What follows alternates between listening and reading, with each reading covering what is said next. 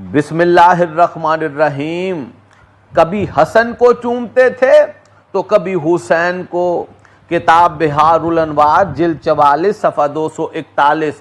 ام سلمہ رضی اللہ تعالی عنہا سے روایت ہے کہ ایک دن پیغمبر اکرم گھر میں داخل ہوئے اور ان کے پیچھے امام حسن امام حسین بھی داخل ہوئے اور رسول خدا صلی اللہ علیہ وآلہ وسلم کے پاس بیٹھے۔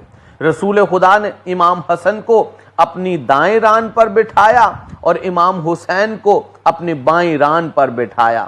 کبھی حسن کو چومتے تھے تو کبھی حسین کو۔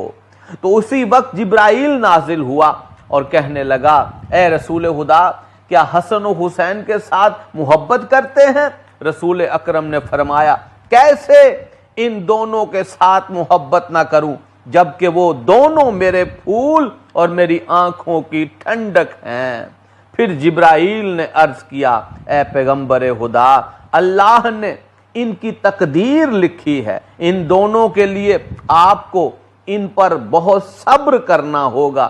رسول خدا نے فرمایا، وہ تقدیر جو لکھی ہے وہ کیا ہے؟ جبریل نے کہا، امام حسن کی تقدیر یہ لکھی ہے کہ ان کی شہادت زہر سے ہوگی، اور امام حسین کی تقدیر یہ کہ ان کا سر بدن سے جدا ہوگا۔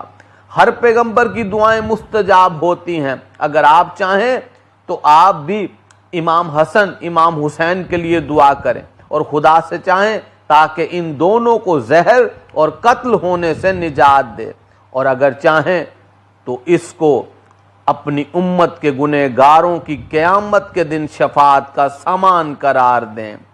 پھر پیغمبر اکرم نے فرمایا، جبرائیل، میں پروردگار کے حکم پر راضی ہوں اور کوئی ارادہ نہیں رکھتا جو اس کے ارادے کے غیر ہو، اور چاہتا ہوں کہ میری دعا کو میری گنہگار امت کی قیامت کے دن شفاعت کے لیے رکھے، اور جو بھی میرے بیٹوں امام حسن امام حسین کے لیے چاہتا ہے انجام دے۔